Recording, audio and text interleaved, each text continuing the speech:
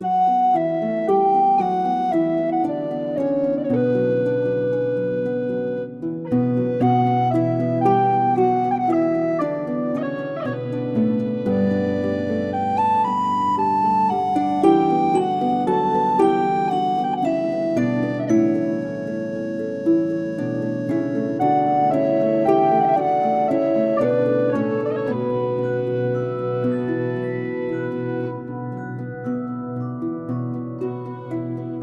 and welcome to Dogs with Torches. In this episode, we are joined with Father Christiaan Kappes to discuss the 14th century Byzantine theologian and mystic, Saint Gregory Palamas.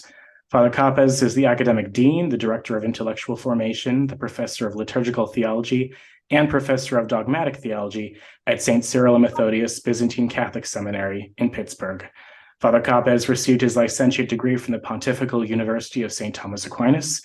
He received his doctoral degrees from Saint Anselmo's in Rome in Sacred Liturgy, and he received his PhD from Aristotle University in Thessaloniki in Orthodox Theology. He has written on the subject of both Gregory Palamas and Byzantine theology, and on the reception of Thomas Aquinas in Byzantium. Father Kappes, thank you so much for joining us today. Thank you so much for having me. You've been a great communicator, so I'm very happy that we were able to put together a time for us to share this information with the general public. Absolutely. So if I may ask, who was Gregory Palamas, and why is he so pivotal in late Byzantine Eastern Orthodox theology?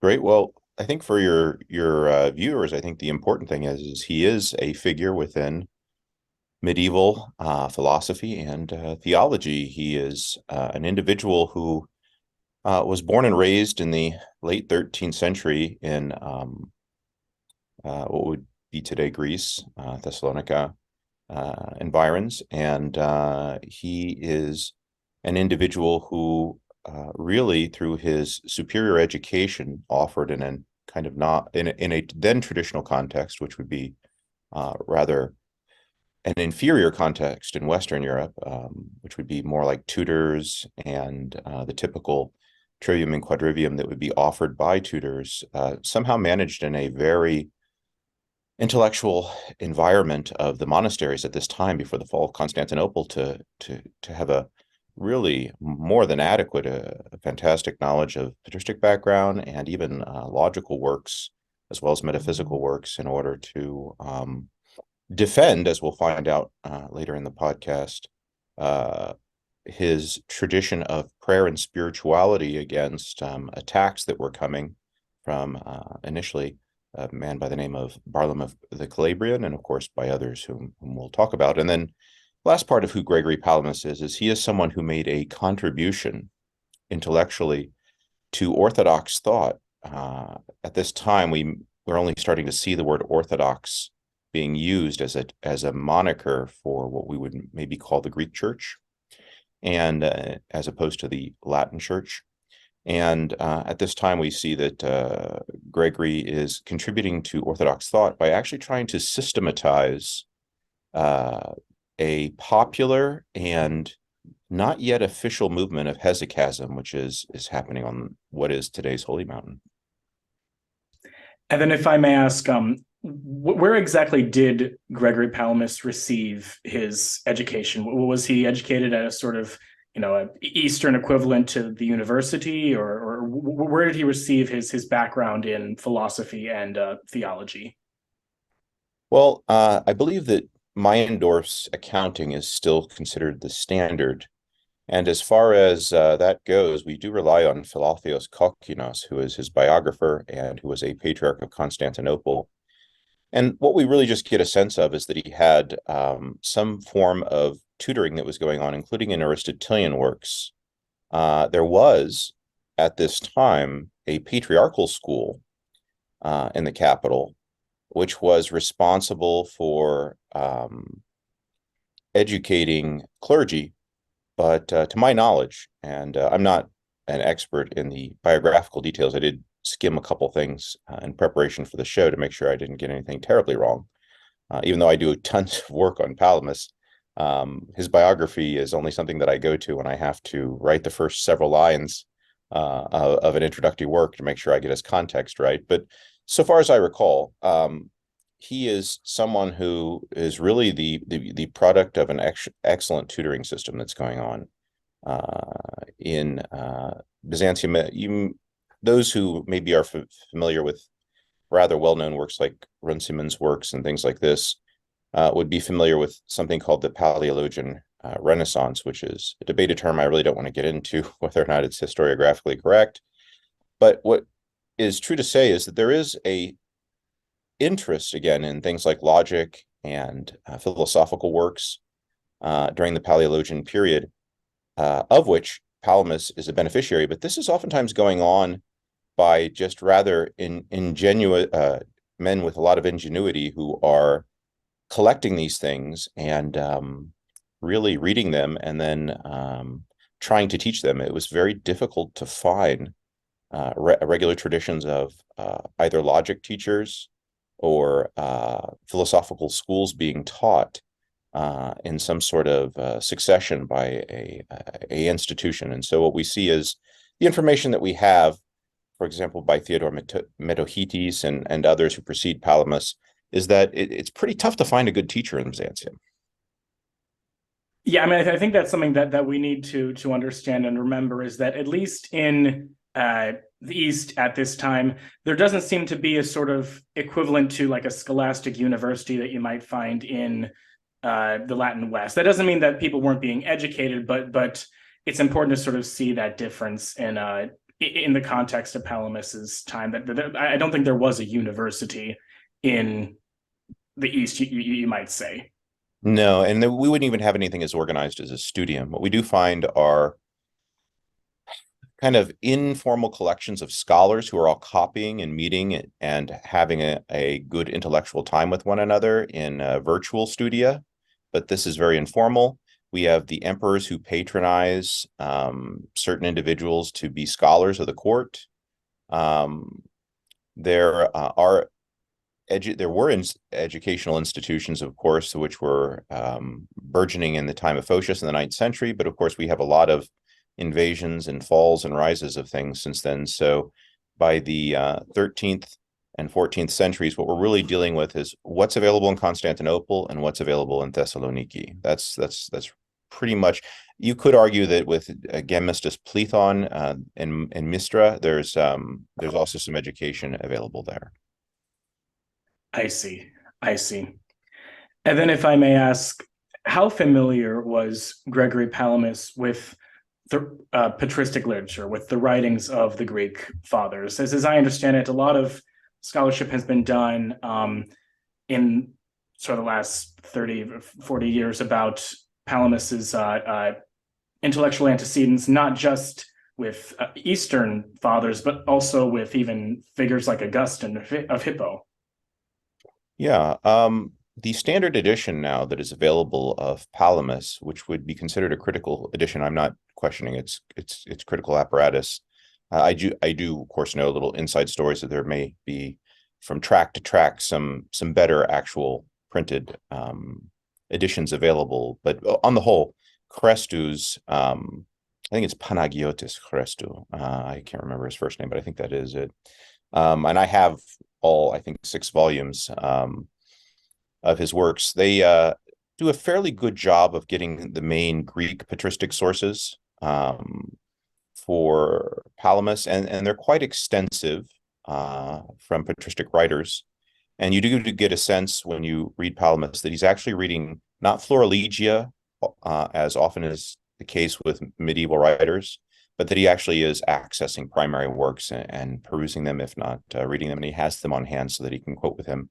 And at least what I've found with the select studies that I've done is that he must have access to a library because even though we sometimes hear perhaps an exaggerated case made for the memory of medievals, what we should probably understand is that with proper nutrition nowadays and understanding sleep cycles and health and this and that, probably our best memory people today represent about the best memory people that you could expect to have back then, which is a very small portion of the population that have great memories.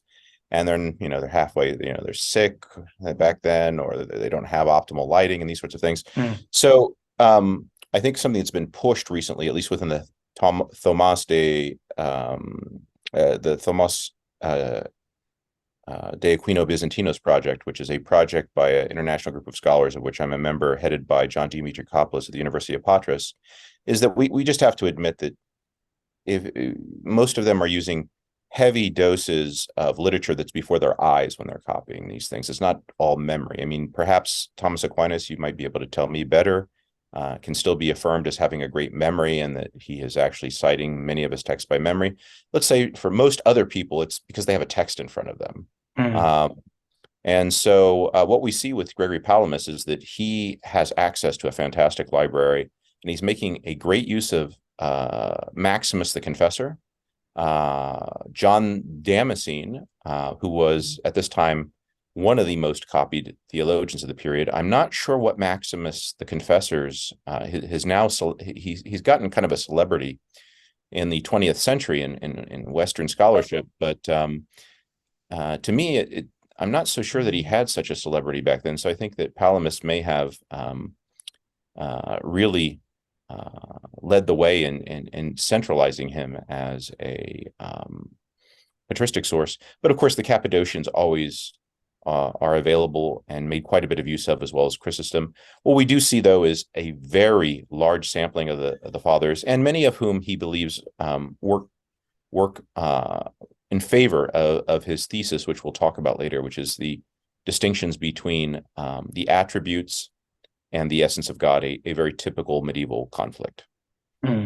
Right.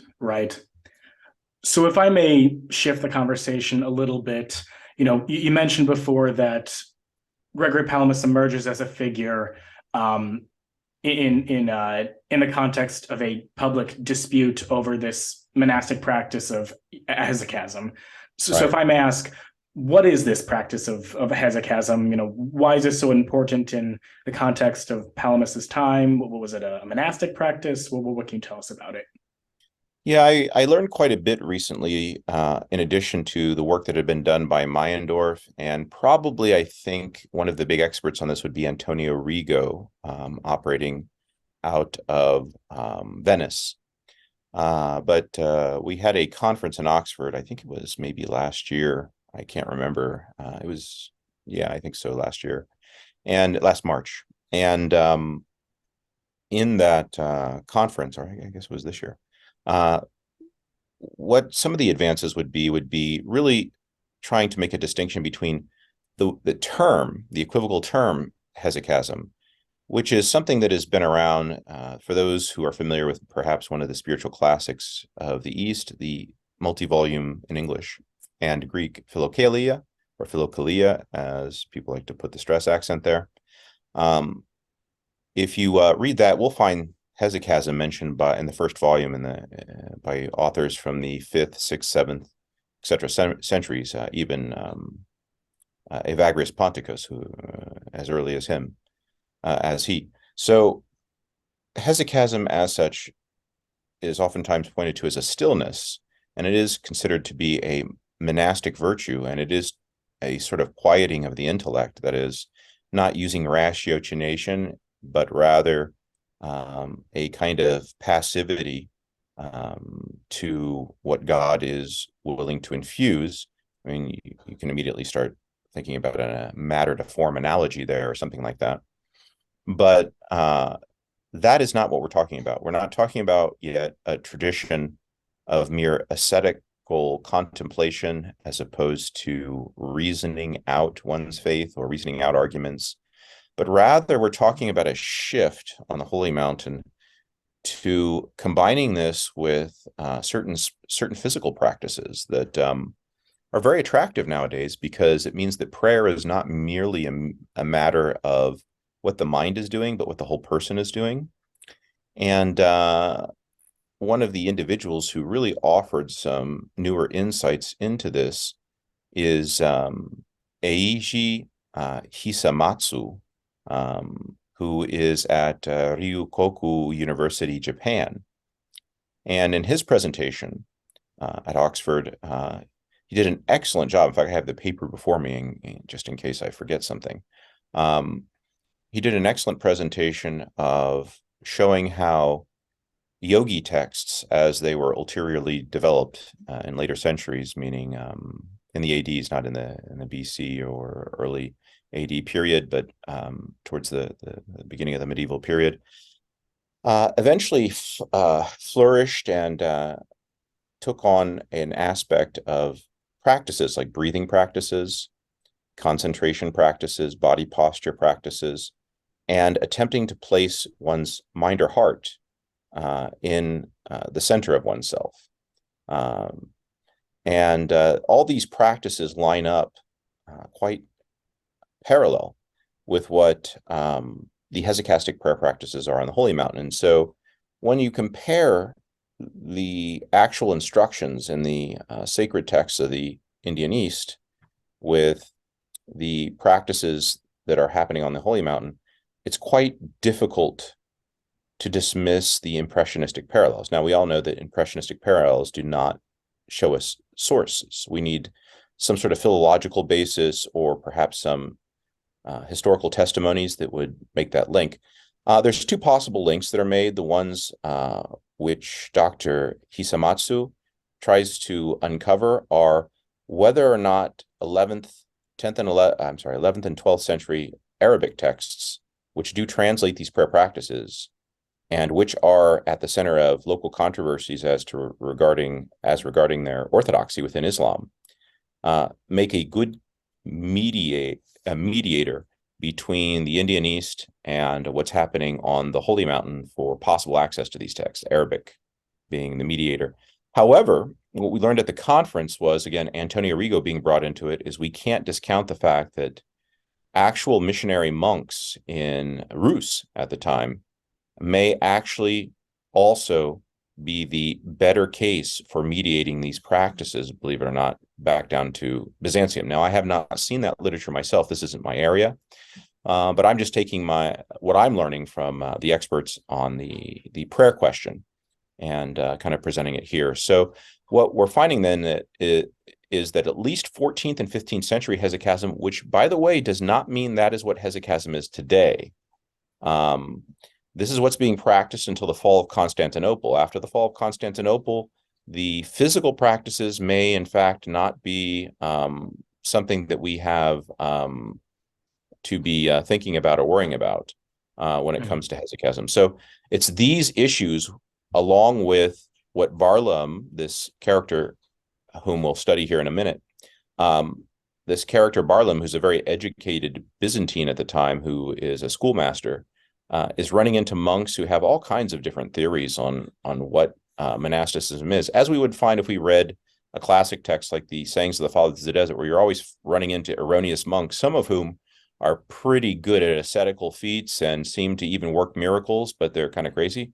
So Barlaam seems to have run into some of these monks, and he claims that these individuals represent hesychasm. So this is the kind of the center of the hesychastic problem as it existed in the 14th and 15th centuries. That doesn't mean that what monks are doing on Athos today or last century necessarily reflects all these issues. So then, if I may ask, who was this character Barlaam? Why specifically did he take issue with this monastic practice of hesychasm? Did he just run into a band of monks, saw what they were doing, and said, this is hesychasm, this is problematic? How does he come into this dispute? Well, he is in the general environs of Athos as one of these tutors, really. One of these very educated men who is, in fact, educating other people in Thessalonica or Thessaloniki. And he is someone whose name becomes known to the court of Constantinople, and he becomes important for them because he is, at this particular time of his life, fervently opposed to the Latin West for its presumptive errors on the Filioque. And he knows Byzantine literature, particularly, let's say, Pseudo-Dionysius the Areopagite. A lot of the work of Antonis Fierigos has shown all the sources used by Barlaam. So we have a very good idea in the critical editions of Barlaam's texts, which are available, what sources he used. He's very learned in things like astronomy, the secular sciences, great instructor of the Trivium and the Quadrivium. This time he's let's call him a temporary champion of Byzantine ideas with regards to theology, insofar as he does not want any compromise on the question of the filioque. So he comes upon these monks on the mountain, and he is not familiar with these prayer practices, nor is he familiar, as a very learned Byzantine in literature, with some of the opinions that are held on divine light that the monks claim that they see while they are in the ecstasy of prayer, that there is this divine light. They see it even with their corporal eyes, and that in some sense it is a glimpse of the divinity. And so it's these things that he begins to rail against, and it is these things which cause a reaction, among others, by Palamas. I see. Now, later we can talk about his development as a professor into an apologist for Byzantium, and then later a traitor or a convert, whatever you want to call him, to Catholicism. So it just depends if you would like to get into that now or a little bit later. Well, I mean, yeah, I think that would be a great idea. As I understand it, a lot of traditional historiography on Barlaam has sort of couched him as sort of an expositor of, like, Western, I don't know, rationalism, scholasticism. But at least from what I understand, that's a very anachronistic reading of what Barlaam's up to in this context. Right. Antonis Fierigos's works, which are oftentimes undercited by people that might be considered to have a clear sympathy for a line which comes out of John Meyendorff's work, which was very early work in its time. It was really groundbreaking. It oftentimes is criticized by his own partisans for other things, but usually not for his historiography, where he wants Barlaam to really represent the West. What we don't find in philologically or in his sources, when we take a look at all the borrowings that he's having, is he's not borrowing from Western works that can be identified. He's really borrowing from his Byzantine tradition as it exists at that time in that place, which are heavy doses of Dionysius, heavy doses of the Cappadocians, etc. But what my own work has done has been to suggest that there has been an under-representation, not intentionally, of his reliance on Thomas Aquinas, at least when he and Gregory Palamas lock horns. And this is the locking of horns begins around 1334, when Barlaam, because of his learnedness, he becomes rather attractive to the Byzantine court to engage in public debates with two Dominicans who are in Constantinople. If I remember the names right, it's Richard of England, and the other escapes me for the moment. I'd have to go back and look. I've actually tried to do a whole historiography and bibliography on them, but this is just how my mind is. It doesn't remember little things like this. But at any rate, the name will come to me. At any rate, these two interlocutors with Barlaam are relying heavily on Thomas Aquinas for their argumentation. What we find is that in Barlaam's texts, which went through many editions, we only possess the last edited editions that Barlaam wanted for publication in the current literature that is attributed to Barlaam. What we have with Antonis Fierigos is some speculation as to what maybe earlier versions of the text look like.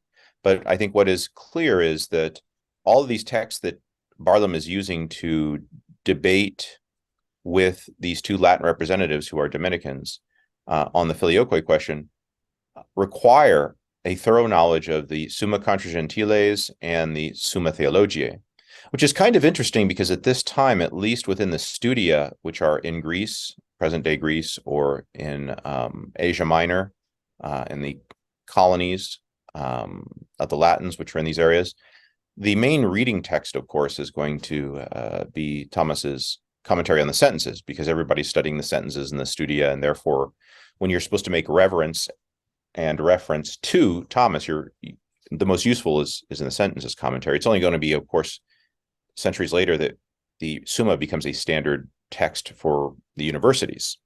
So we're seeing that the Summa Contra Gentiles and the Summa Theologia are probably very useful to these Dominicans because they're handbooks instead of carrying around volumes, and they really do summarize mature positions for the most part of Thomas, and so they're quite of use of quite a bit of use for these men.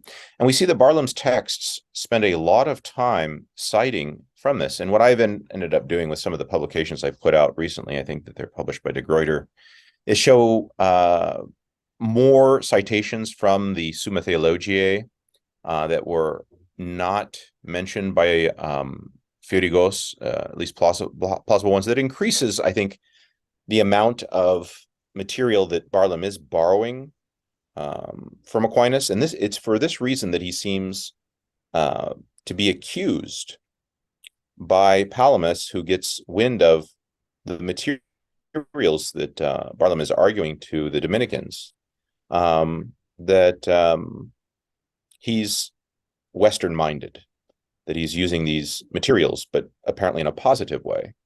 The famous material which he uses, for which he gets in trouble with Palamas around 1334, is that there's a famous statement that is used by the Latins where it is said that the Holy Spirit proceeds from the Father and from the Son, but quasi unum principium, as if one principle. And it's quoted in the Summa Contra Gentiles by Thomas, and it's also used elsewhere. But it is this phrase which gets him in trouble, because Barlam concedes that it would be theoretically thinkable of a way for this to be orthodox. And it is this problem that really throws Palamas into a fit. And so he writes indirectly Barlam to one of the individuals who's present there, and a whole series of letter exchanges begins, and they just get angrier and angry with one another, because the issue is that Barlam is quite erudite, but he is known to be a very, very proud man. And so he did not enjoy the corrections whatsoever. So he's not doing anything conciliatory when he's being criticized. And Palamas, for his part, he would certainly be considered very convicted of whatever he says. I'm not sure that he would have the same reputation of being prideful that Barlam did, even if we were to try to change sides and evaluate their personalities from each perspective. So Barlam certainly had this issue. And what ends up happening, though, is that by looking at the text, I further found that there's probably good evidence, which has been published, that Barlam also had access to a Greek version of Peter Lombard's sentences that was, and in some sort of translation, possibly by a 13th century author known as Job, but that's not sure, in Thessalonica, because we actually can find that some other authors quote from this. Simeon of Thessalonica, who postdates Palamas and Barlam by several years, and a little bit after this time, also Nicholas Kavasilas, a famous name for Eastern Christians, is also seemingly aware of portions of Lombard sentences, which otherwise we can't account for. We don't have any Byzantine access to other Latin works that would account for these citations. But at any rate, what we then find is that Barlam does seem to have some access to more Latin texts than we would have thought of during the period of Meyendorff, though Meyendorff is accusing Barlam, I think by most people's, the pars sanior's judgment nowadays, because of his own identification with the good guys versus Barlam being the bad guys. Whereas now we actually have some evidence to show that he was more influenced by texts that were made available than we had thought before. The last thing is that there is a link between Barlam and Cyprus. And Cyprus, as one author, Alexis Torrance, who is in at Notre Dame, said, is that it was known as a hotbed of anti-Palamism. So when this debate begins, Cyprus seems to be firmly against the Palamite, well, let's call it tradition, because it exists prior to Palamas. And it is in his exchanges with a Cypriot that Barlaam may also have encountered other Latin ways of argumentation through his correspondent that really keyed him into ways to argue against Palamas. So my own thesis presents the fact that a lot of the information that Barlaam has can be reduced to the Dominican interlocutors getting to know Thomas Aquinas as a result of either their ad hoc translations or Barlaam's own need to provide ad hoc translations for the debates. But also there is some evidence that he's having conversations on very similar topics with his Cypriot interlocutor, and that that Cypriot was himself very familiar with Latin theology and very interested in Latin debates. And particularly in Cyprus, you had issues of the beatific vision, which is something that Barlaam and Palamas kind of fight about, whether you can have the beatific vision on in via as a pilgrim in this world. And of course, we know that this is a very apropos in 14th century medieval Latin world. And additionally, we see that there are issues of whether or not theology is, strictly speaking, qualified to be called an Aristotelian science, which, wow, this is exactly what's being argued in the Latin West in the late 13th century or early 14th century. What we start to see is the three great themes that Barlaam and the Dominicans are fighting against happen to be themes that Barlaam and Palamas are fighting against. And Meyendorff was not aware of these. If I may ask then, where exactly does Gregory Palamas himself, how does he get involved in this dispute with Barlaam and the Hesychast? Is he himself, how do I want to say this? Like, does he have a foot in the game, so to speak? Is he himself, does he practice hesychasm? You know, why is he so concerned about this debate? Yeah, his spiritual father is a hesychast. He himself practices this hesychasm, and as he was obviously going to style it, he practices the authentic version, which does defend the breathing techniques as legitimate. That he would consider them necessary is, I don't think, a question, but that they're legitimate.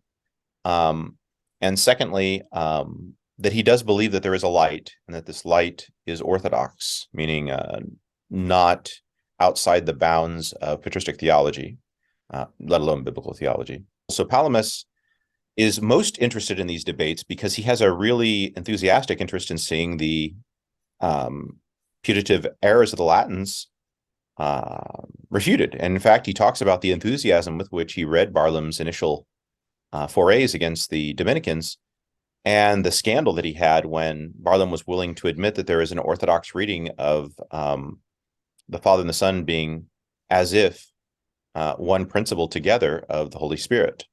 And this really is the point of departure for the entire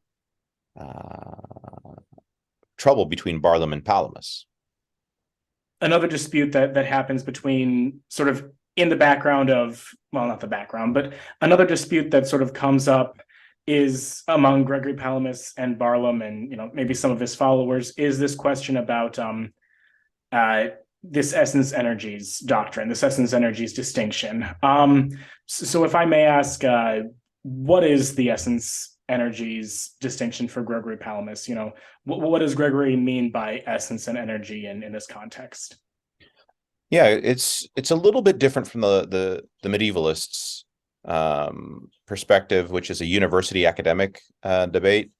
For the Byzantine studies, it's actually going to be more something that develops out of a grassroots problem. So hesychasts are claiming to have a personal experience, a theologian via. They're claiming to have the beatific vision, is what this will come down to, while alive. Now, this is something admitted by Thomas and as Bonaventure in their sentences commentaries, and even mentioned in their later works. It's not yet become an issue of controversy until the 14th century with the Benedict XII controversy. So everyone's ignoring in the Latin West right now that, Thomas and Bonaventure held to this, that St. Paul had the Visio Beata in Via. It's not an issue until some stinking Greek promotes it. And then, now we have a problem with, this, and we have to start arguing against it. So it's very interesting to see how this whole thing turns out in the 14th century. But for the moment, what it is that because the ascetics on Athos are claiming that they have this vision that includes light, and that light is an aspect of the divinity. I should mention one of your previous guests, Garrett Smith, has actually located many passages in various Franciscan authors of the period who also affirm that light is not merely a metaphor in the Latin position. So, these are discussions that are happening in the medieval Latin West at the universitarian level and are not considered heretical. So there's a lot of desire to try to make the Greek positions into being crude or overly simplistic. Certainly, we could argue that claiming that you have a personal experience of light is not a sufficient point of departure to argue in a medieval university, unless you happen to be a father of the church who's making your argument based off of this. Then you're an auctoritas, right? So at this point, then, Palamas finds that because Barlaam is making fun of and cajoling Palamas for believing in this overly simplified stuff, which he thinks is offensive to God and his constitution, as only having essence and not having any sort of attributes which can, in some sense, be perceived, possibly by the physical eyes, but certainly by the intellect. Palamas finds himself in a position of having to defend them. And what he ends up coming to is noticing that in the patristic literature, there is oftentimes a distinction. For example, in Basil or in Gregory Nyssa, there's a distinction made between deitas or theos or theotis, Godhead, and aspects of the Godhead, which of course we would call in Latin medieval theology the attributes. So this is really a debate that ends up being metaphysically about the essence and the attributes. It goes from being the validity of the monastic experience to what does the monastic experience actually refer back to in God. So we know that the classic presentation of Thomism is when we take a attribute that's found in the 10 categories, whatever that modification of substance would be, we attribute to God only in an imperfect way by analogy. And we deny anything that would limit in God that an analogical reference point as being a genus. We're not saying that God has some sort of genus of being. Right. So that's certainly all true for Palamas. He denies God has any sort of qualities that are in a genus and whatnot. But what he wants to say is that the experience is in fact not purely a metaphor or analogical, but that there can in fact be a distinction in the intellect between an attribute and the essence of something, and that the attribute is perceptible, even if the divine essence is not. And so for him, the beatific vision in Via, or the Visio Beata in Via, for the wayfarer, is a comprehension of divine light, which is something like an attribute, like goodness would be an attribute, or wisdom would be an attribute, or justice would be an attribute of God, that we do have access to in this life. There are similar debates that we find with the Scotists, having with the rest of the medievals, and maybe even Henry of Ghent, to whatever extent we want to say that the theologian's special light is from God, although I don't know that he would claim that that is uncreated. I'm not an expert on Henry of Ghent. So we do see that there are some parallels here. And the end result is that what Palamas is essentially going to argue for is that in the Godhead itself, all attributes are co-infinites with the essence, and all these attributes, not unlike Scotism, are perceptible by an intellect, qua essential definition, Right. or we can call it descriptive definition, since they don't have a definition of a genus, a species, and a specific difference, but their description. And that the description of each attribute is perceptible for a finite mind and in a finite way, whereas the essence has no descriptor that's adequate for it, and therefore it as ens infinitum, or as an infinite being, it can't be perceived by the intellect. And this is the position that Barlaam essentially denies, and the reason why he denies it is because he is essentially arguing something that's a little bit stronger than traditional Thomism, but it essentially argues that God is just essence. Now, he would rightfully be called probably a nominalist on the relations or the persons in God or the attributes in God, and Palamas makes a big deal out of this, but that's kind of the superficial way in which Barlaam is oftentimes styled a Thomist. And that's the superficial way in which Palamas is oftentimes styled a polytheist. Now, there is a certain philological justification for accusations of polytheism against him, because his source is by and large Proclus for these insights, which of course is used in the Theologia Platonica, which goes into the Arabic and is used by people like Bonaventure and known probably less employed by Thomas. But we're dealing with the same source here, is that Proclus has a Neoplatonic influence on Latin theology like Bonaventure and Greek theology like Palamas. Palamas is more philologically borrowing from Proclus than he is from Pseudo-Dionysius, who is, of course, just developing Proclus. This has been philologically demonstrated by John Demetriopoulos. There's been some attempts by partisans of Palamas in the scholarly world to try to refute this, but it's not based off of the philological evidence. It's based off of the idea that Palamas is a good guy, not a bad guy, in my estimation, right? Like he's not a polytheist. Well, I would certainly deny that he is not a I would certainly affirm that he is not a polytheist insofar as his creed and his personal beliefs. The question is whether or not you can make Proclus work to that point when you're claiming that that God, the major philological point where Palamas gets himself in trouble, is that he claims that there are not only attributes ad intra in God, but there is an energia, or an operatio, an attributum, which mediates between deitas and ens creatum, so Godhead and the creature. So when you have this energy, what is the nature of this energy? Is it a tertium quid? Is it neither God nor creature? Is it a co-eternal that is somehow not God? Is it the divine essence?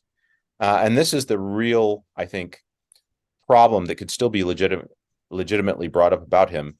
And I think the question here is, how much toleration do we give someone who holds all the various orthodoxies of the ecumenical councils a priori, but whose system is liable to error? So, I mean, people like Meister Eckhart come up and these sorts of things.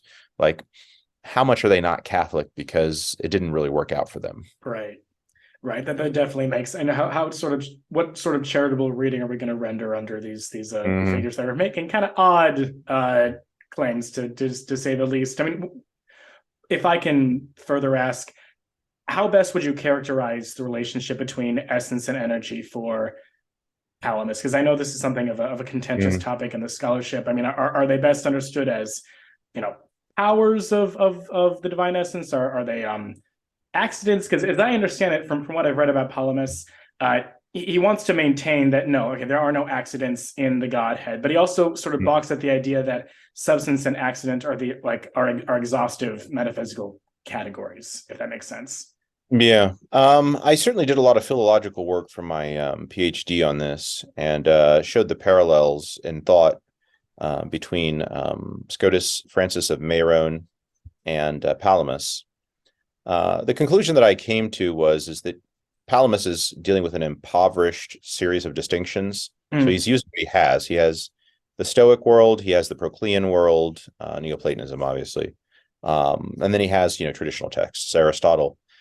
What he seems to want to affirm is there is a certain Stoic way of affirming attributes, which means that they're really existent, which we might call something, I think it's anaphora. No, what is that in English? There's a scholastic way of affirming an attribute as real. So he seems to parallel that. So he wants it to be real, not just a mental distinction on the part of the mind of the thinker instead of on the part of the object. Right. That is indisputable. He doesn't want it to be other than the essence. He calls it essential, which of course we could see this very much with the Franciscan school, which is that something is spoken of as pertaining to the essence. He does believe it is something ad intra, with the exception of how we're to think of that Proclean operatio between the ens in creatum and ens creatum, right? What is this thing? That's a possible Achilles heel for him. But everything else tends to map on very well to Francis Mayrone's presentation of the distinctions between the divine essence and the attributes. I would say this: he does have lists of attributes. Dr.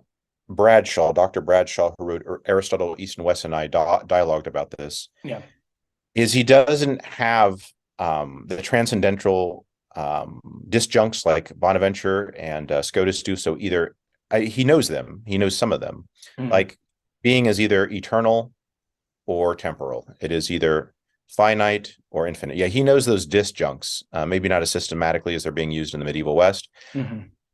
But he does want to sometimes call things attributes that everyone but maybe Bonaventure would not call attributes, like infinity as an attribute. So you do get it with some terminology differences. It's not a 100% mapping over. right. And the question is, what is the significance of him being a little bit less systematic than a Franciscan would like Right. on naming these things? In general, I would say what I would probably disagree with him as a university don of the 14th century with would be his listing of attributes, that not all of them are actually disjunctive attributes that would be equivalent to finite, infinite, that he wants something like wisdom and infinity to be the same kinds of things, and the same grouping of things, instead of it to be a disjunctive attribute. So those sorts of things. So I think the overall conclusion that I came to was Palamas does believe that the distinction is, in his terms, a distinction within the essence, but it is not separable.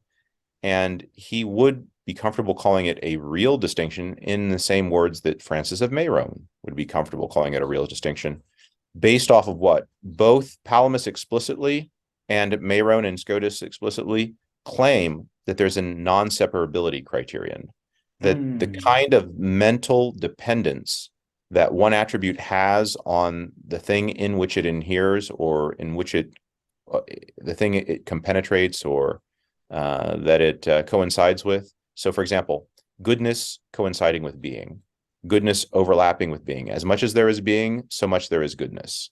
But goodness is not being. You can't convert them in the Franciscan system, because goodness is an aspect of being, and it is not definitionally or descriptively everything that being is.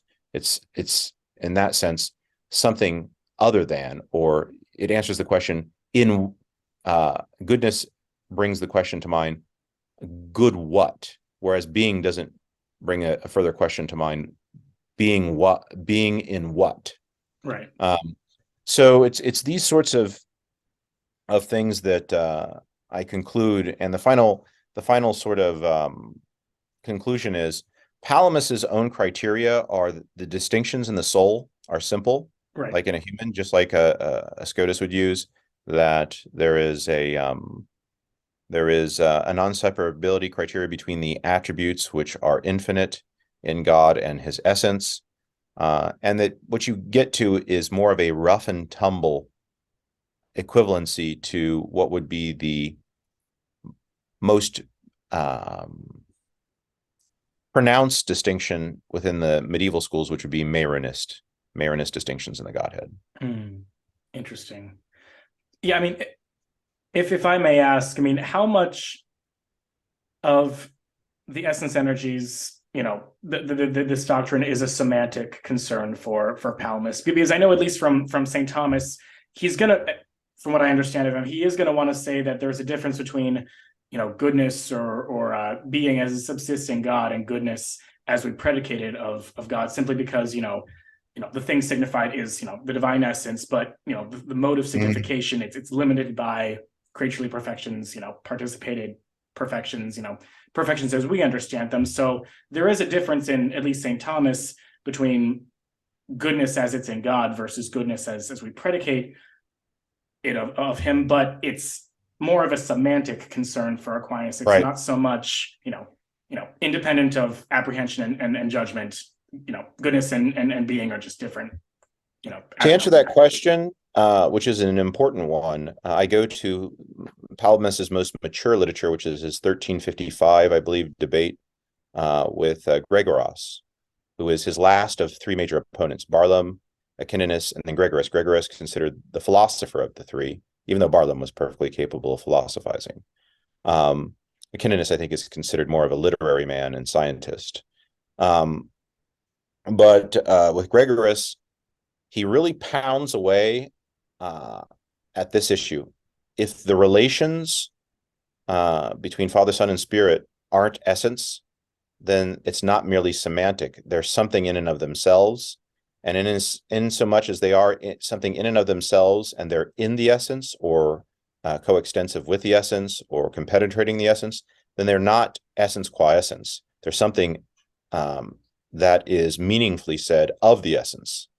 And his whole point is, if there can be, therefore, Trinitarian relations, all the more can there be distinctions of a lesser sort. And I consider the distinctions between the attributes to be less robust than the distinctions between the persons. So his position with Gregoras is quite clear. He wants goodness to mean goodness and it to have a real referent in God. It doesn't mean nothing. It's not just essence. And he wants justice to have a real referent in God.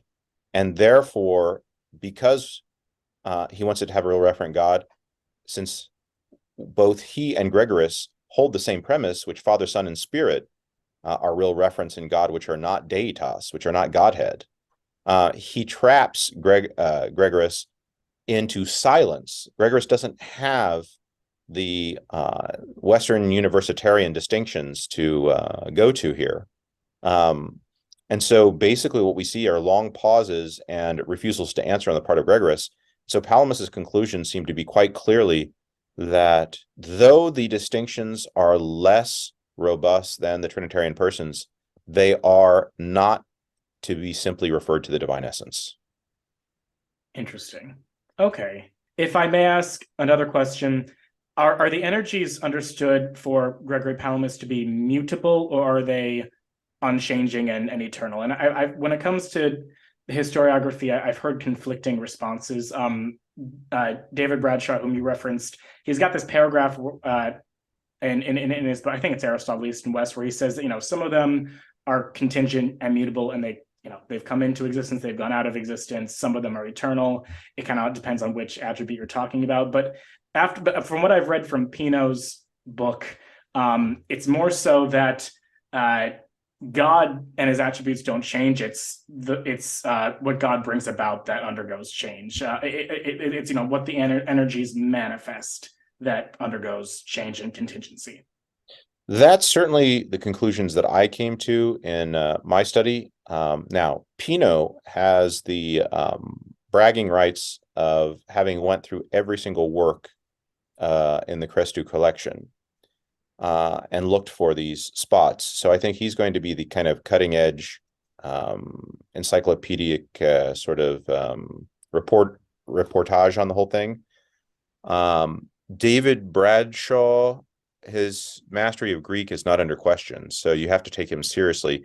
He and I have talked about certain things, but I don't know that we've actually brought up this topic.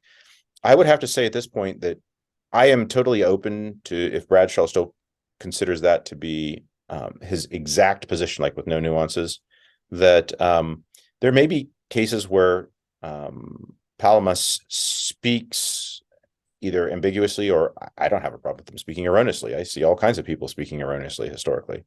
But if you asked him, if you asked me what is his mature position, I'm quite clear that by looking at his mature positions, which were in public debates with someone who was able to kind of put him on the spot, it's quite clear that he holds what I would consider to be the Marianist equivalent position, if in medieval terms more crudely so.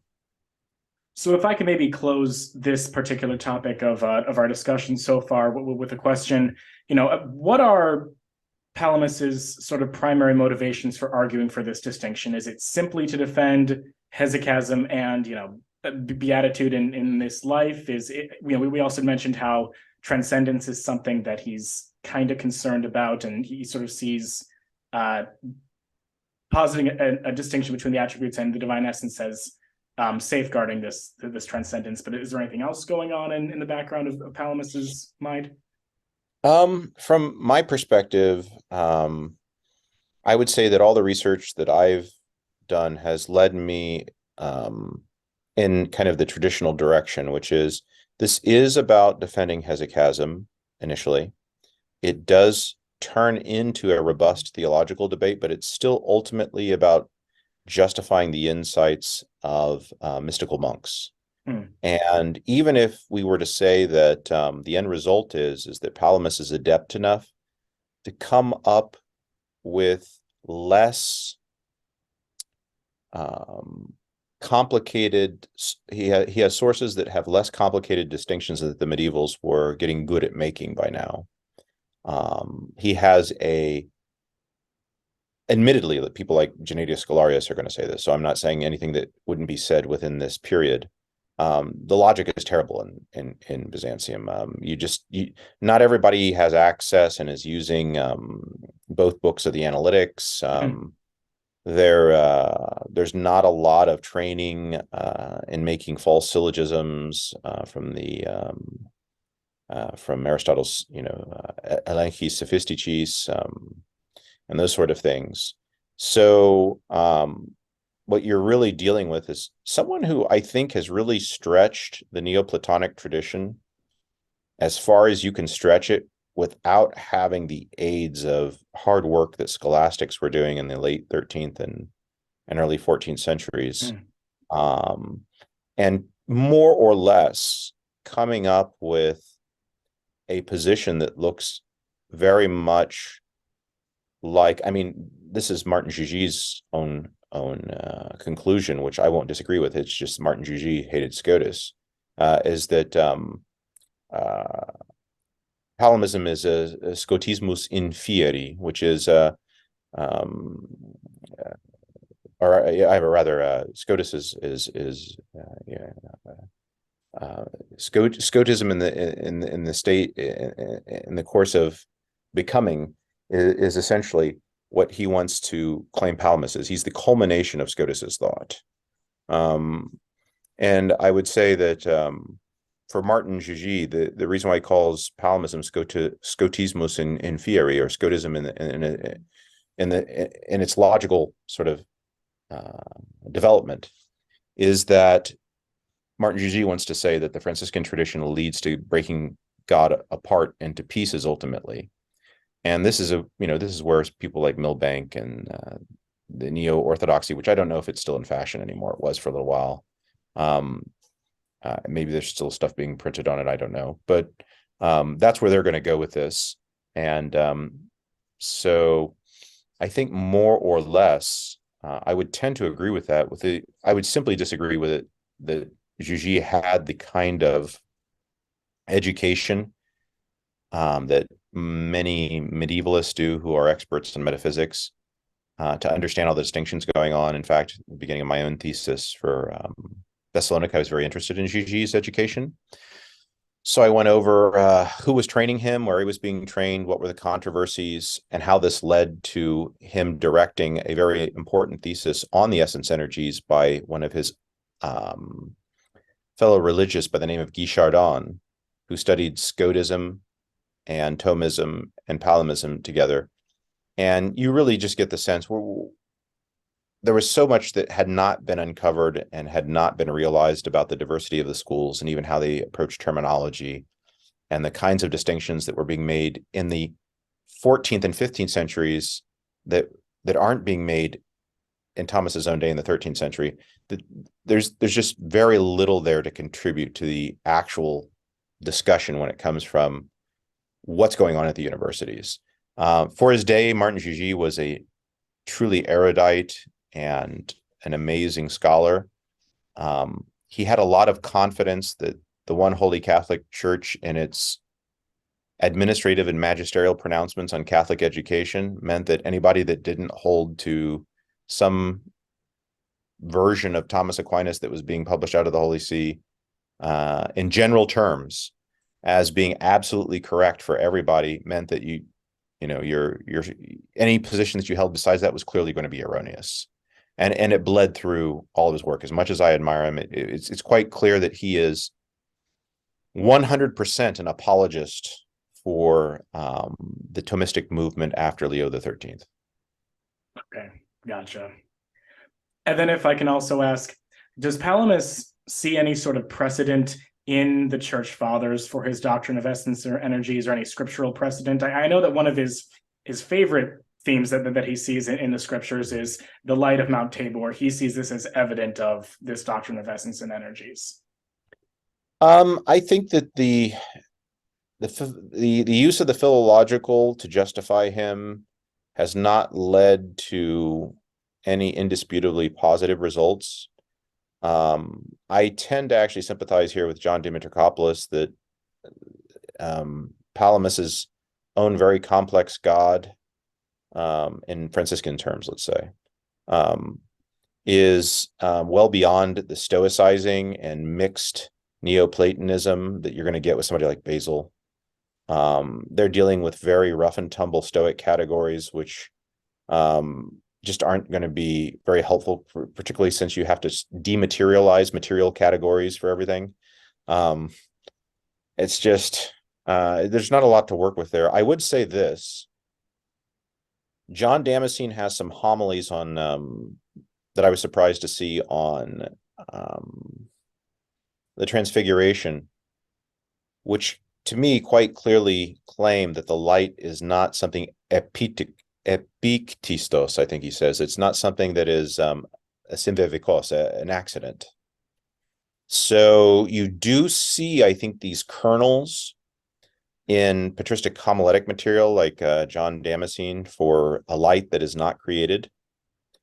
And here's the question: was if someone's done a systematic study to know to what extent this is a metaphor or what extent this is actually to be taken as saying somebody like John Damascene, who writes his philosophical chapters, which is an introduction essentially to the categories, and Porphyry's isagogy,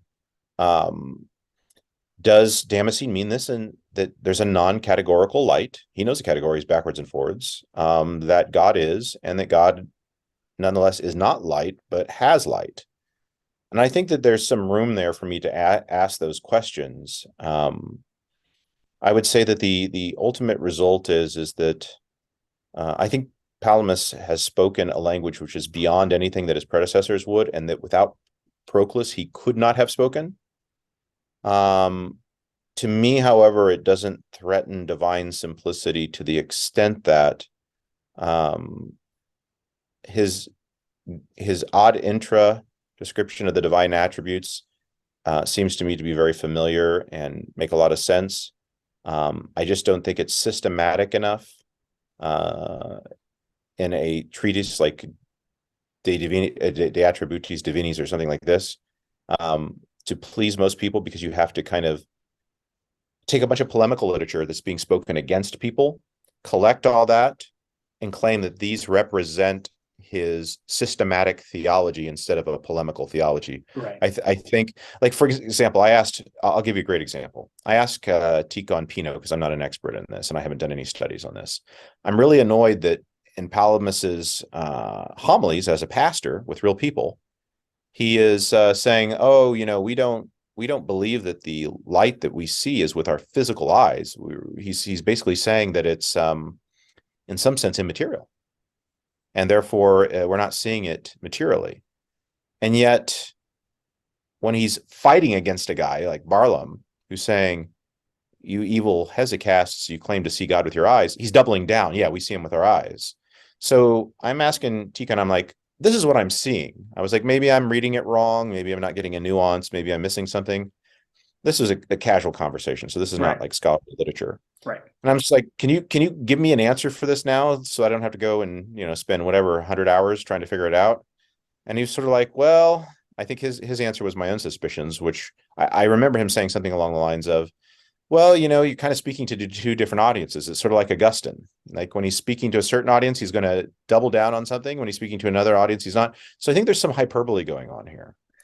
Right. And how do you take the hyperbole out? Well, you write a non-polemical treatise, like in scholastic fashion, which actually puts your position down. Which non-polemical treatise do we have of Palamas? Well, the closest we have, I think, are his homilies to his faithful, which I think actually represent what I'd like to think is his more mature position, which is the eyeballs seeing the divine light are more of a metaphor. But I'll tell you what, Mark of Ephesus didn't take it that way in his polemical literature. Mark of Ephesus took it as, well, you Thomists, here's how I taking it. You Thomists out there, you say that God can basically elevate the intellect with the Lumen Gloriae to see something that's infinite. Well, it's fine. Then God can, elevate the eyes to see something that is non-material. So, this is in his syllogistic chapters on against Aquinas. So, I think that there were many Byzantines that took him as quite literal. I myself suspect that might be a polemical exaggerations just to annoy Barlaam.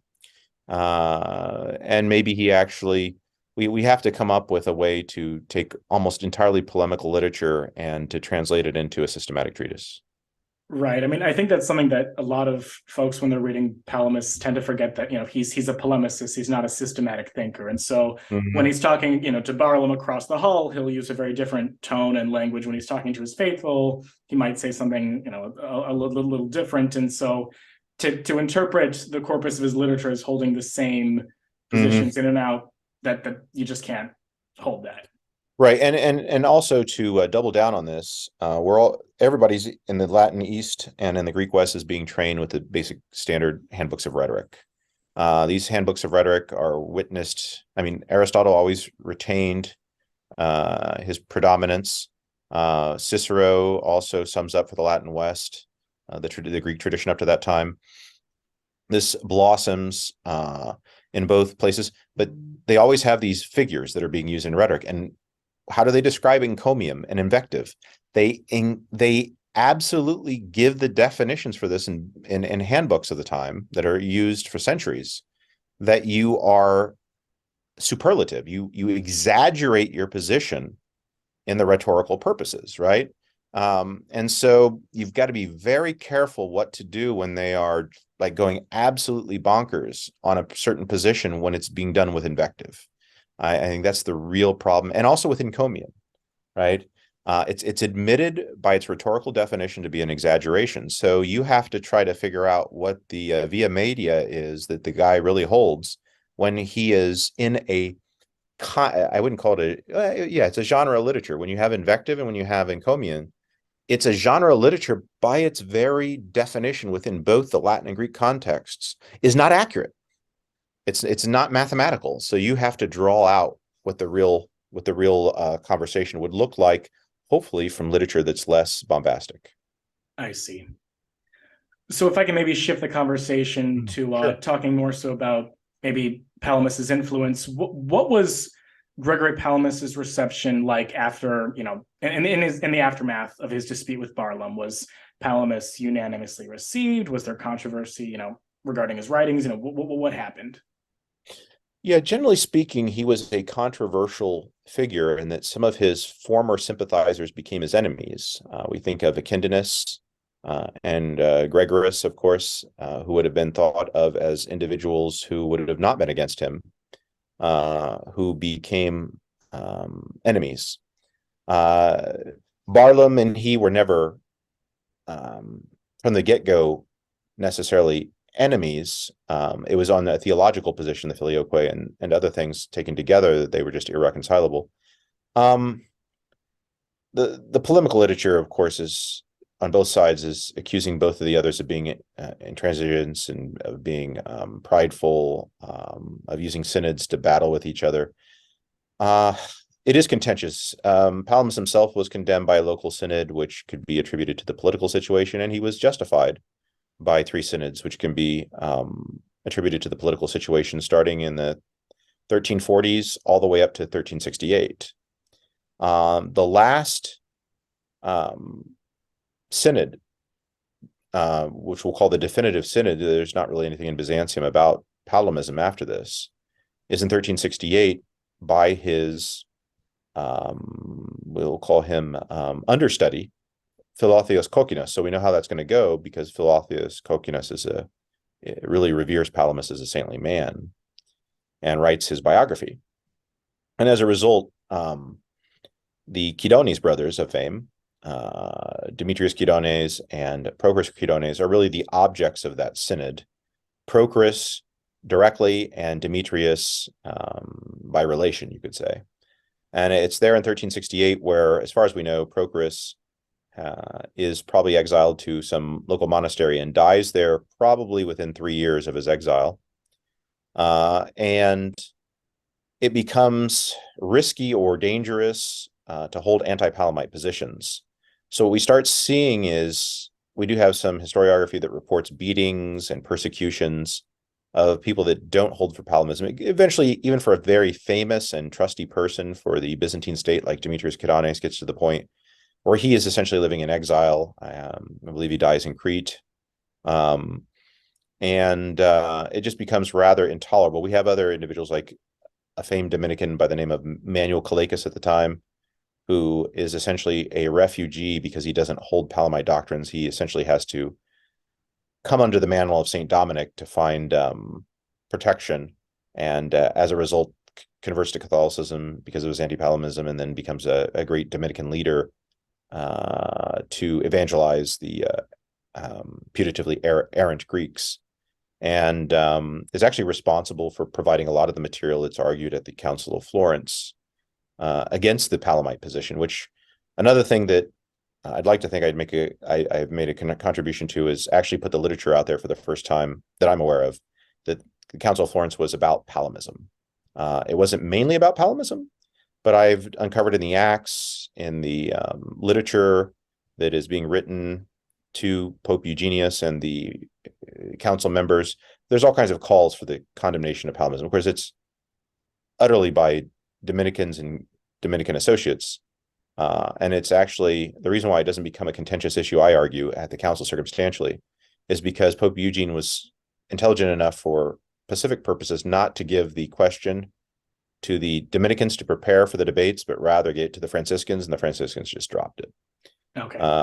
And my argument would be is that they must have seen enough that was familiar to them, that it's looked like a little bit too much Bonaventure was being thrown out with this whole essence energies, or what do we call that in Latin? The essence attributes controversy. Right. So it was tabled at Florence. It popped its ugly head up a few times, but both the emperor and Pope Eugene shut it down, and it was a Dominican that brought it up. Interesting. I mean, I know that I think it's either at the Council of Florence, at the Council of Florence, or it's immediately afterwards, where there are some attempts to try to systematize in sort of a scholastic context Palamis's writings and theology. Like I think Gennadius Scholarius is in that camp. Yeah, his Essence Energies treatises are post-Florentine, and they are a systematic advance of Palamism. And I guess I could do a little bragging there that I was the guy that was responsible for uncovering that it was Hervaeus Natalis that was responsible for that. The source text for Palamas is that he's essentially quoting Hervaeus Natalis. I provide the citations and various published works, and then he's basically using advanced logic of the 14th century. Hervaeus is kind of Scoticized Thomism as the perfect delivery system for a Palamism which should make sense to everyone except for Greeks. And the reason why I say that is because Scholarius himself complained in the 1430s that when he introduced his own translations, he doesn't say his own translations, but when he introduced we now know that he made his own translations of other Latins, very advanced logical and commentary works on Aristotle, that his students couldn't understand his terminology. He was doing calques of Latin distinctions into Greek, and these calques were just entirely confusing, the vocabulary didn't exist anymore. When I edit works of Prochorus Kidanes, I find hapax legomena. Like there's what was one that I published recently? It was on a prodos syllogistiki prodos, which is something like I can't even remember what it is in Latin. The processus syllogisticus. It doesn't exist. It's like a hapax legomenon in Greek. So you've got Prochorus who is using these words that only exist in Latin university. So what does he do? He actually has like a little gap in the manuscript, like he doesn't know what's there because it's just a faulty manuscript. So he uses the fault in the manuscript to actually define what a processus syllogisticus, a syllogistic process is, because he had the wits to know that his reader had no idea what he was talking about. And so you'll actually see these kinds of things going on. So yeah, Scholarius was a great advance in this. And the reason why the treatise was neglected for so long is I don't think that any Greek readers could read it, as Scholarius himself complains about, unless they were trained in Latin syllogistics, which many of whom were not after the fall of Constantinople, certainly. And that when there was a kind of revival of Orthodox learning, the anti-scholasticism in the culture within the Greek world, the Greek reading world, has certainly prevented an appreciation for what Scholarius accomplished. So I think that anti-scholastic mentality, like I'm supposed to be reviewing a book, actually, it's due today, and it's staring me in the face. Sure. Where a member of the Orthodox Catholic Dialogue team is saying something like, "Oh, well, scholasticism was the problem at Florence," which this is supposed to be a rereading of the Council of Florence. With all the work that's been done by the Thomas de Aquino Byzantinos project, philologically has shown that Mark of Ephesus was perfectly fine to cite from Thomas Aquinas and Duns Scotus and other authors when it suited his purposes. Right. Since 1985, we've known that Macarius Macris, who set up the very Council of Florence as a negotiator on behalf of the emperor and his own patriarch, who's considered a model of orthodoxy, not a suspect figure, borrowed entire portions from the Summa Contra Gentiles for his works against Islam. We have, the editor, Argiriou, who's quite clearly a partisan Orthodox, who's writing the preface, and he's basically apologizing, saying, "I'm sorry I have to tell you this news, but Macris has basically just reproduced Thomas Aquinas here. And, this great Orthodox author." And so what we keep finding, Joseph Bryennius, a great anti-Latin, and the list goes on. The Emperor Manuel Paleologos. They're all borrowing and using scholasticism and Aquinas. Nicholas Kavasilos has been thoroughly vetted and shown philologically as well as syntactically to reproduce the Latin quaestio. He thought that genre of writing, to use a quaestio, where you have that format, was ideal for doing theology. So we have him writing original Greek treatises using the quaestio method. So, where are we? 1985, it's now 2022, and we're still whining about, the reason why Florence went belly up was because the thing called a scholasticism existed. I wish that Mark of Ephesus knew that. I wish that Gennadius Scholarius knew that. I wish that, Bessarion of Nicaea knew that. They didn't have these problems. It's we who have these problems. Right. So, a lot of this stuff is just regurgitating old polemics by individuals who aren't doing any reading or study. And this stuff has been out there for now, is it going to take a century? I don't know. Right. Well, if I can maybe then follow up with that question, has Gregory Palamas, the historiography, has that shifted in the past, 25, 50 years? Because as I understand it, I was reading the first chapter of Pino's book on historiography, and it's insane. Like, it's polemics upon polemics upon polemics. Oh, yeah. Everyone wants to appropriate Palamas as supporting whatever theological project they're working on at the moment. And it's like, okay, guys, let's sober up. And Yeah, I'll tell you, when I first started this stuff out, I was still getting familiar with medieval metaphysics. And so I didn't have the confidence to approach the secondary literature like I do now, because I just had to throw all of it out. And I'm not saying I didn't learn from it. I just had to throw it all out because it was all ideological and polemical if they're considered themselves partisans of Palamas. And I wish I could quote you someone who I thought was doing a stand-up job on this. And not to say that anything that was being produced by the Assumptionists wasn't polemical on the other side. It's not like they were the objective ones. I think that there was more truth on that side just because they understood that there were two worlds of distinctions. Whereas the partisans on the part of Palamas seem to be anti-philosophical, many of them a priori. Like Palamas would never read Proclus. We just don't accept that. Or, Palamas would never, read a pagan author. I mean, this stuff you're still hearing at universities. I know of a recent university election in a country I will not mention, where the entire election was based off of the professor being thoroughly convinced that theology can only be, as he called it, apophatic, and that there is no cataphatic theology in the Byzantine tradition. I'm like, really? So, I mean, these are the kinds of ideological things that are still plentiful nowadays. I would say that historiography has shifted.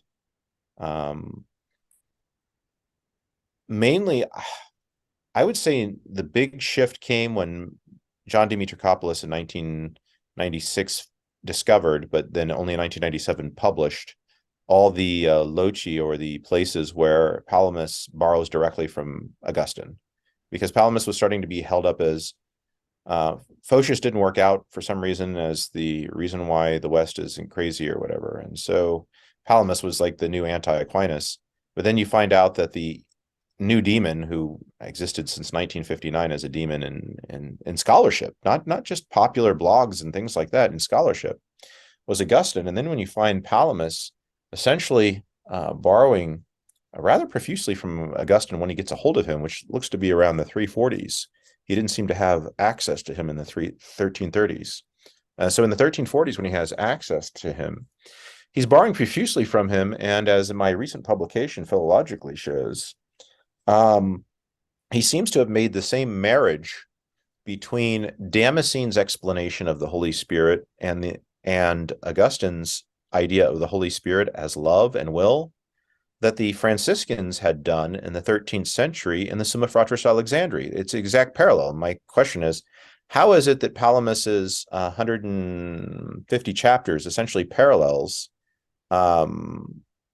the Franciscan treatise of the Summa Fratris Alexandri? And my solution is, I can account for every single one of the points that Palamas is making by the fact that Thomas Aquinas' Summa Contra Gentiles, Book 3 and Book 4, which were available in those 1333 debates we talked about with the Dominicans, were available by Palamas's own testimony to him, either verbally or in ad hoc translations, and that he was able to piece together what he objected to in 1333 and 1334 against the filioquism. He saw that there was a certain value to it once he read Augustine's De Trinitate, and he combined them with kind of that guidepost of the Summa Contra Gentiles before his mind, and was able to do the exact same thing that the Summa Fratris Alexandri had done in 1245, which is to say, when John Damascene speaks of the Holy Spirit as something like proeresis or elexio, the faculty of choice, it means in a non-temporal way, so that God doesn't go from ignorance to knowledge by some means of deliberation, but has an eternal choice, and that eternal choice is the Spirit, the eternal chooser, and it's not the product of the Spirit, but the Spirit itself, which is the eternal will. And that is the person, and that's how we distinguish procession from generation in the Trinity. Palamas, in my argumentation philologically, the article I just published with de Gruyter, shows that it looks like Palamas makes the exact same argument, not only that Augustine does, but that the Franciscans do by using both sources together.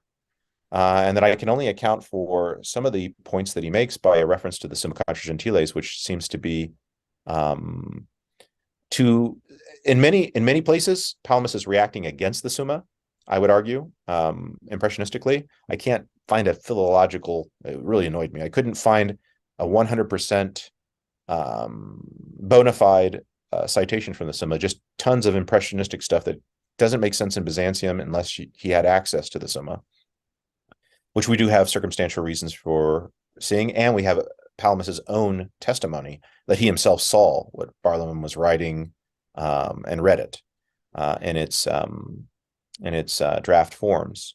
So the end result is that the boogeyman of Augustine being used by Palamas makes Palamas a rather difficult to wield enemy now of the decadent West, since Augustine is responsible for even what, atheism? So what we have to deal with now is that the anti-Thomas, allegedly, is an Augustinian. I'll give you a great example. Staniloae, who, as a sincere theologian, I certainly want to affirm, Staniloae is a sincere theologian, a confessor of the faith, but he thought when he was writing his dogmatics that he would oppose the Latin filioque by appealing to Palamas. And the very passage which he uses to oppose Gregory Palamas against the Latin theory of the filioque is the exact part of Palamas's treatise which quotes directly from Augustine. And he does so unknowingly. This is where we're at, right? And it's that kind of stuff that is still not known. I mean, this stuff has been published. This is since 1997. This stuff has been known, and people aren't absorbing it. So that was a giant turning point.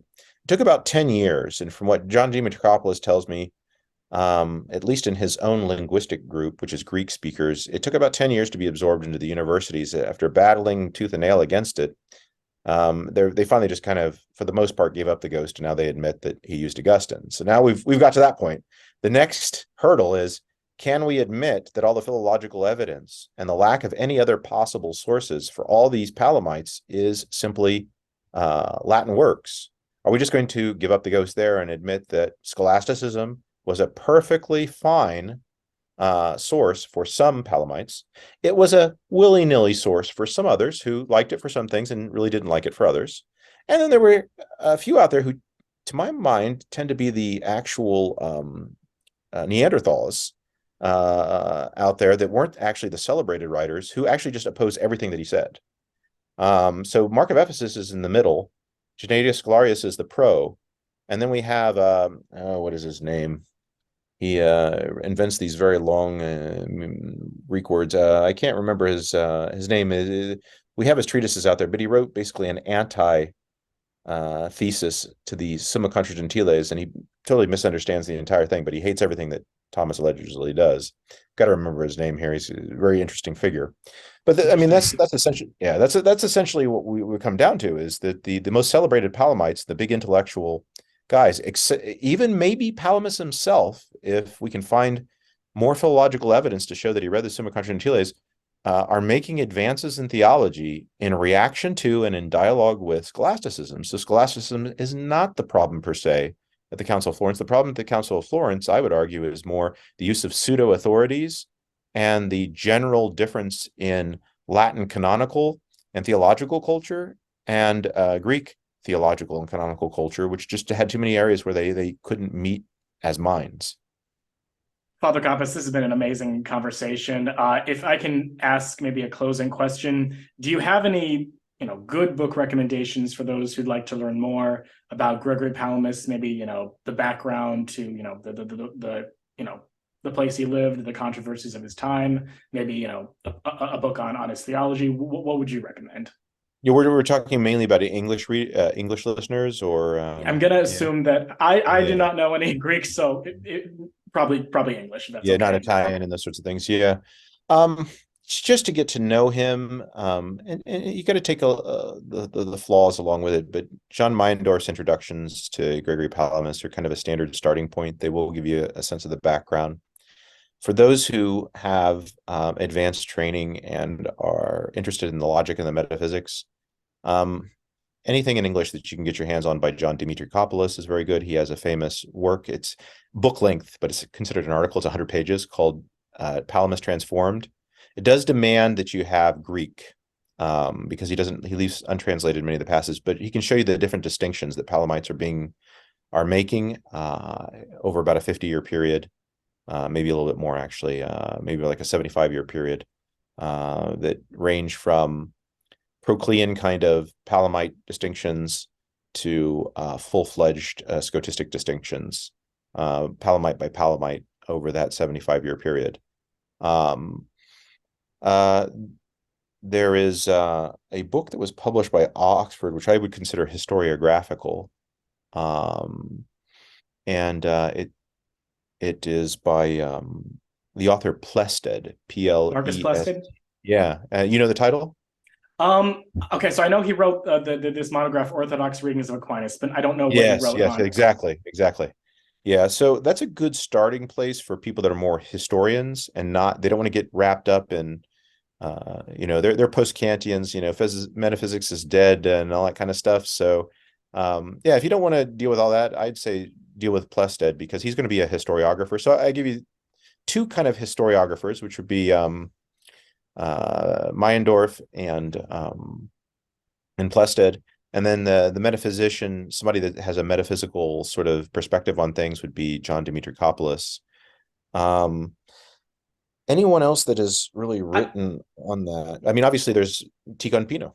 I really enjoyed Pino's book. I mean, what's really great about that is that he doesn't just focus on like the triads or like one specific part of Palamis's. I think he like read the whole thing and just put it all into the book, which was really helpful. Yeah, that's great. I'm glad you've read the whole thing. I'm embarrassed to say I do plan on reading it. I have the thesis in hand. I don't know what the book looks like in comparison to the thesis. It's probably more digestible. But I'll probably try to read the thesis here if I ever get any time. Well, Father Kappes, thank you so much. It's been a pleasure. Oh, it's been great. It's been great being with you, and thanks for having me.